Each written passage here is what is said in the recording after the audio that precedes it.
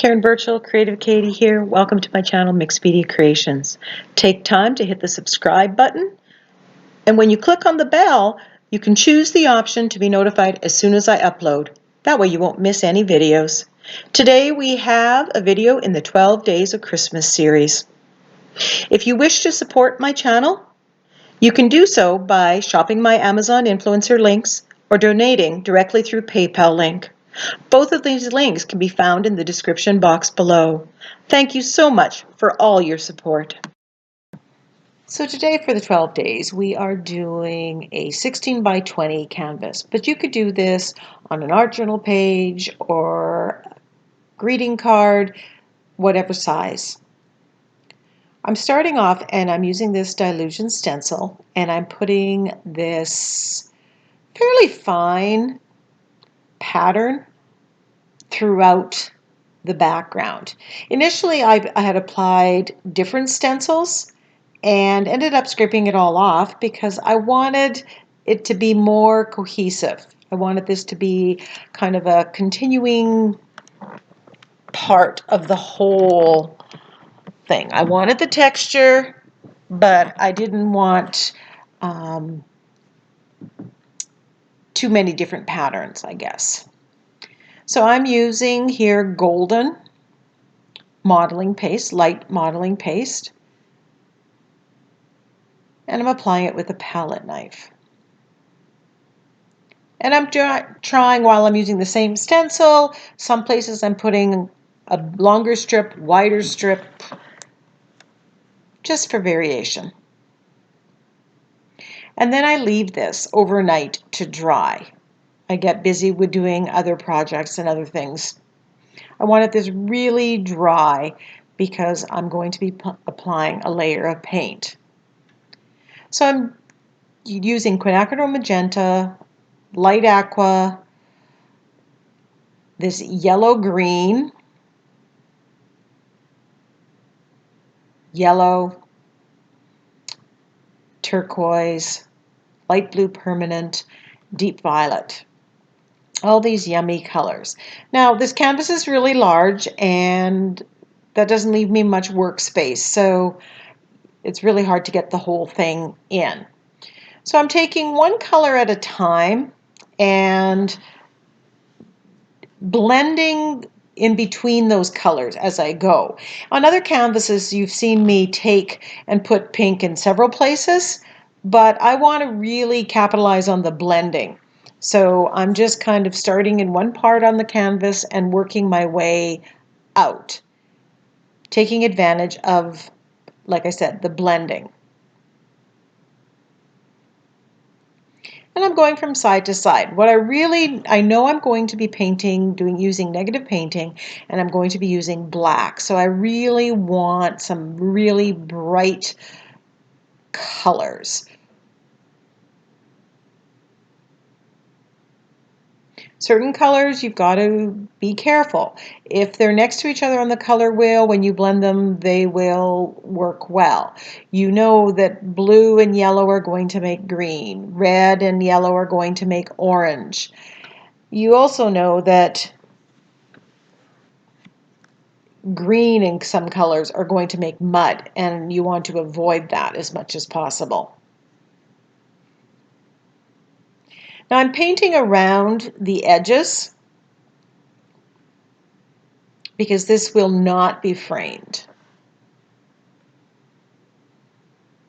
Some people prefer just to paint the edges all straight black, and that's another way of going.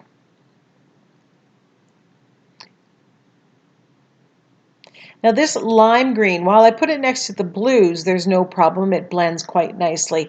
But the green next to many of the other colors kind of made mud, and so at some points in time, I'm not sure if I caught it on video, I got a baby wipe and wiped it down, or I let the colors dry before I put that yellow green on. Now while the yellow green was somewhat challenging when I put it on because it didn't always play nice with the colors next to it, it really added vibrancy to the overall canvas. So it was really necessary in the composition. You just need to know how to use it.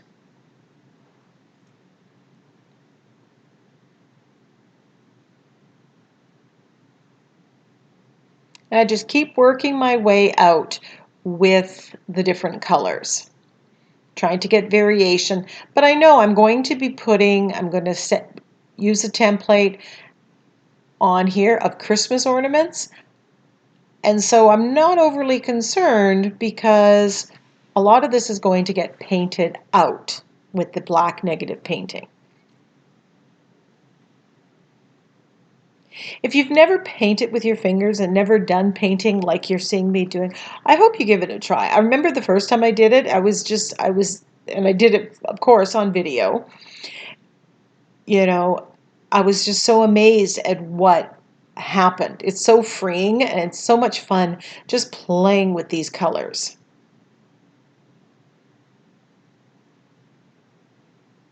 Somewhere along the line here, I've decided to add cadmium red. It just needed it.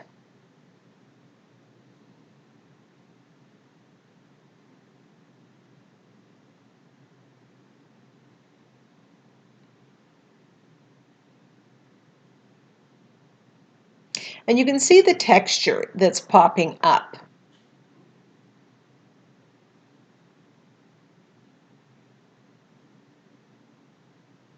And I'm a big fan of having that physical texture on mixed media pieces and art journal pages as well.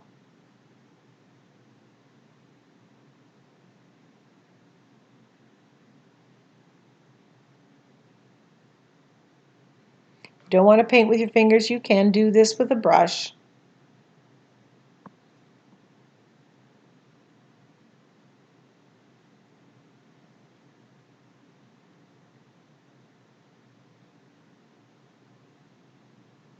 This canvas, the idea for this canvas popped into my head, and it was like, why have I never thought of doing this before with Christmas ornaments? And I was so excited to do it, and then I had a lot of things on my to-do list, and it just didn't get done for the longest time.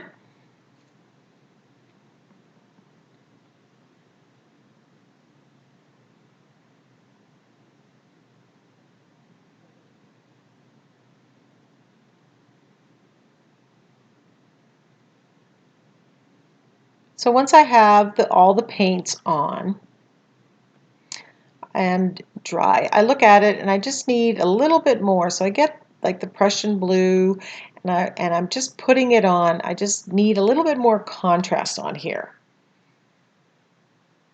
And the dark colors make the light colors pop, and the light colors make the dark colors pop. This is a ripple stencil from the Crafter's Workshop. I've had this for a long time, and I just recently, this year, just the last couple months, rediscovered it, and I love it for stenciling. Now, some of the paints that I'm using, like this light blue permanent, are more opaque and they cover on top. And what I'm doing is taking the stencil and, trying to pick an area or colors that are underneath that the stenciling is going to show off on.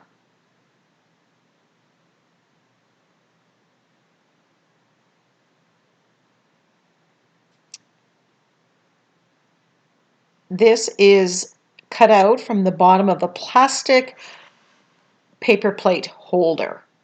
And it is one of my favorite mark making tools. It makes such a wonderful pattern.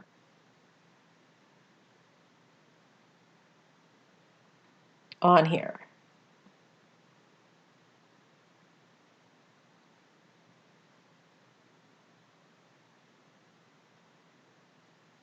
And I'm not too careful. Some places it's more opaque white, some places it's lighter white or more transparent. I'm okay with that variation. That's what makes it more interesting as a canvas. You don't want everything to be exactly the same.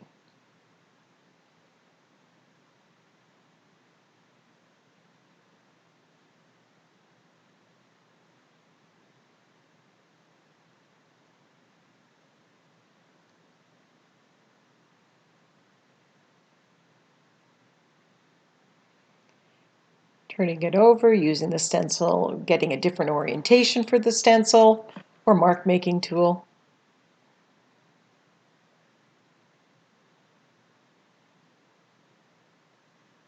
So while I had all these colors and I knew I was going to use lots of stencils, I pulled out some stencils that I thought were going to work, some mark making tools. I didn't end up using them all. I get in the spirit of creating, and just what I see is what brings the next step. Here I'm using another favorite mark making tool, some shelf liner, and it gives these white dots here. And I'm selectively using white because I want to lighten this background.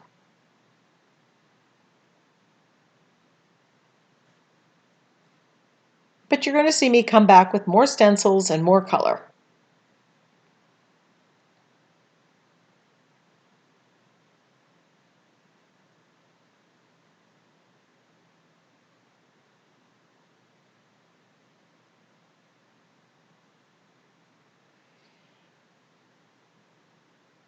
This is a stencil that I cut from I'm not sure if it was a purchase file, cut file from Silhouette, or if it was a freebie that someone had posted on a blog. But I thought, oh, these stars would look nice on here. And I'm doing that in Prussian blue. So when I'm stenciling on, I like to pick more opaque colors or darker colors or white. I didn't want to use black in this instance because I knew I was going to do the negative painting in black.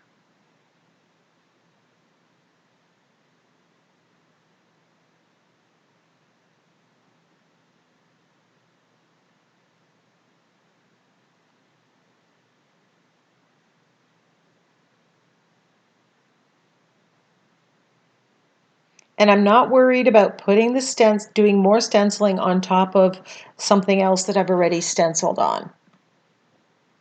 You want to build those layers.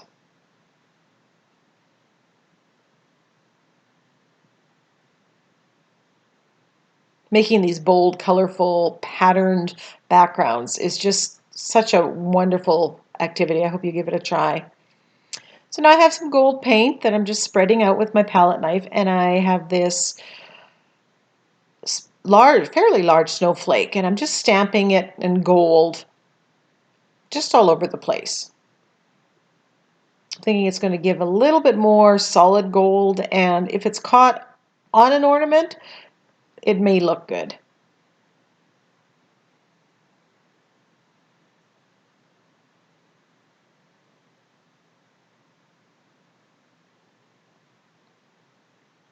If you use acrylic paint with your stamps, make sure you clean the stamp with your Murphy's Oil soap combo.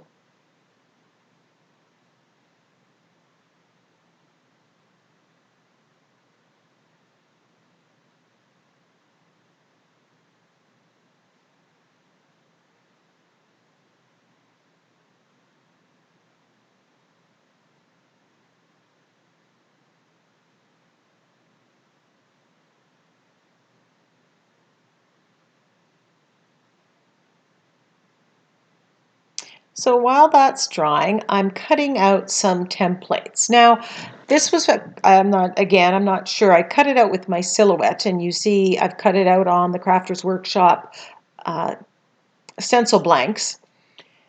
But I like being able to visualize where all of these things are, so I'm tracing them out on tag paper, tag board, and just enough so that I can spread it out across the surface to get a visual look of what I want the composition to be. It's just how I find I work best, being a very visual person. Some people could take the tracers and have one and just kind of start and just continue. And if that works for you, go and do it. So these ornaments, there were 4 shapes, and I used 3 of them. And I played around a little bit with the sizes of them.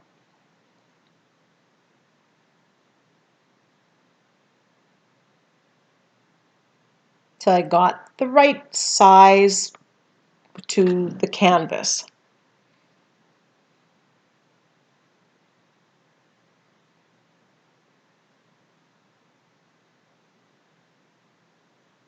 You can just get some free clip art and you can get the shapes of different ornaments that way and make your own templates.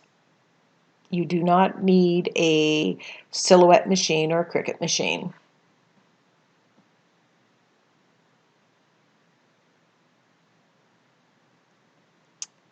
So now that that's sat, I've looked at it for a while, I decide I need to add a little bit more color, a little bit more. So here I'm using the stencil that I put the modeling paste on.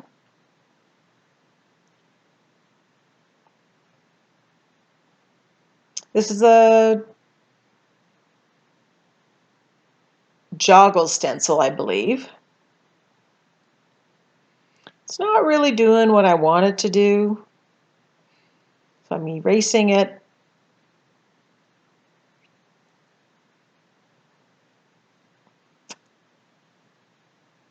I have some circles.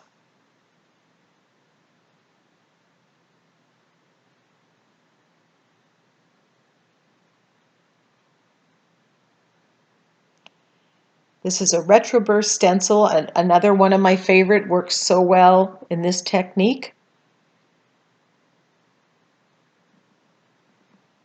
And as you can see, I've gone back to white.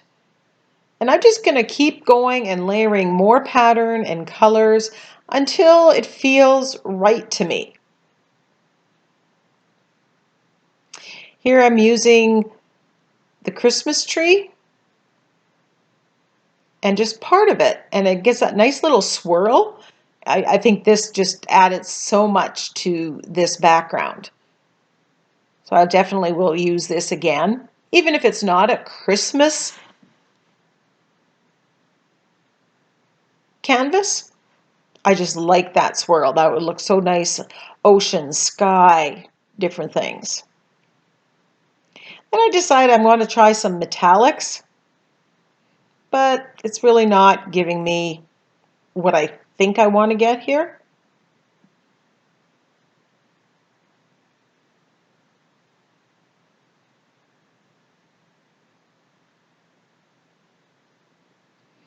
Then I put some of the metallic on this shelf liner, and I just kind of spread it on it and then stamped with it, and boy did that work well. It worked better than trying to stamp into it. So now I'm just playing with the composition, and I have all these templates, and I just want to fill this up. Remember, I'm going to paint out all the space that isn't covered by the templates. That's a negative space, and I'm going to paint that black. So I grab my black Stabilo All pencil, and I am tracing these templates, making decisions as I go about which one is overlapping which one.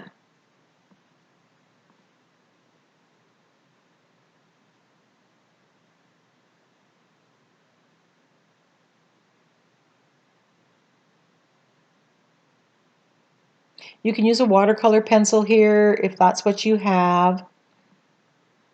If you make a mistake, because it's water activated, you can erase it. And then I'm trying to figure out which one's going on top of which one. And I just want some variation. And that's going to give you kind of a perspective. So it's going to look like some ornaments are further back than others. So after playing with that, I have plain black paint, and I have two brushes. I have a 1/2-inch angle brush, I believe, and is it a filbert? Kind of cat's tongue one. And I switch back and forth between them. When I'm doing the hard edges, I like the angle brush. And then when I'm doing the wider spaces, the filbert seems to work better. And I thin down the paint just a smidge. And because I find it difficult to tell where the lines are, I find it good to put the template back down on it, and that just helps me figure out what's going on here. Because it's a huge canvas, there's lots of color, lots of texture and pattern, and it can be a little confusing. And this took a considerable amount of time.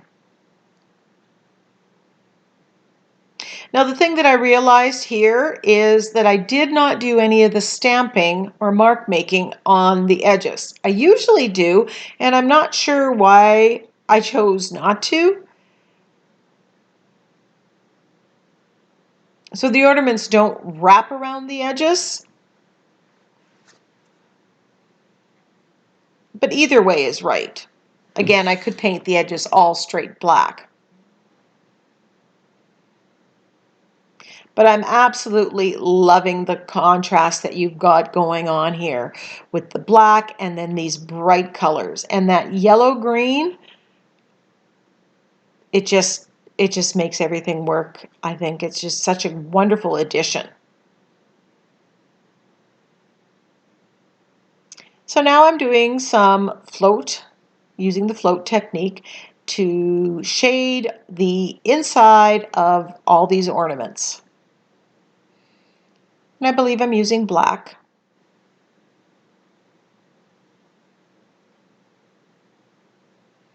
And again, this is a long process. I'm not showing you all of it because I take it, then I go over it again, and I shade when one's behind the other. There's more shadow there, so I'm going back. So I spent a lot of time doing this.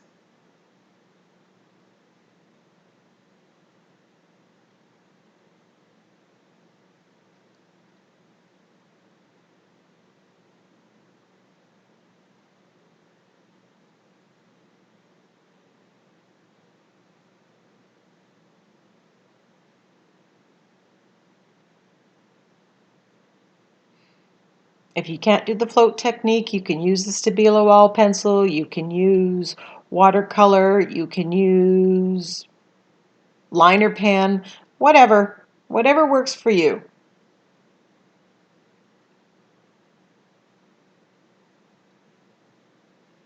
And as you can see, or hopefully you can see, as I continue to work this, the ornaments are starting to take more definition and shape.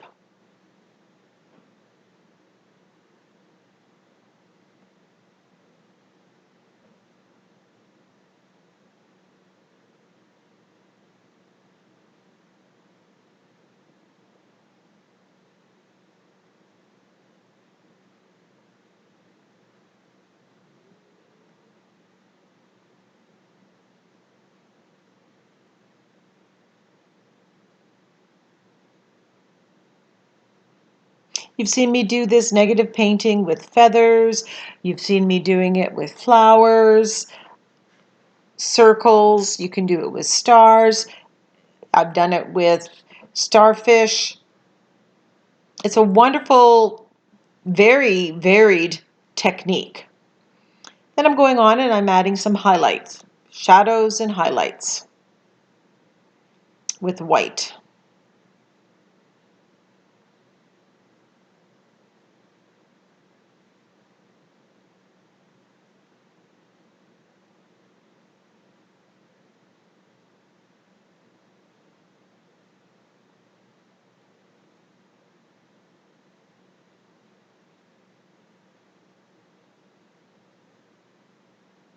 And you can see the texture that shows up. It's just very subtle because I've done absolutely nothing to make it stand out. But it's there, and I think it adds to the overall piece.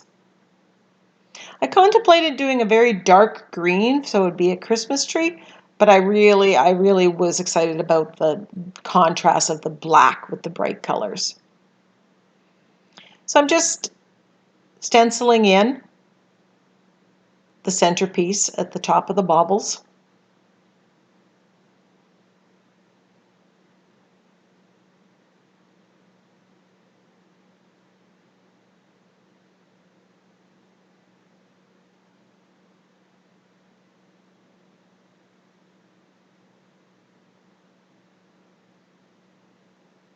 It's not every composition or every canvas or page where you have an idea and it absolutely works the way you thought it was going to work, but that's what happened with this one.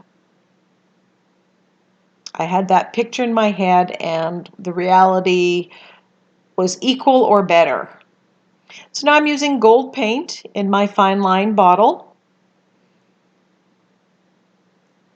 And links to the fine line bottle and the stencils that I've used will be in the description box below. Thanks so much for watching. I hope you give this a try. Merry Christmas!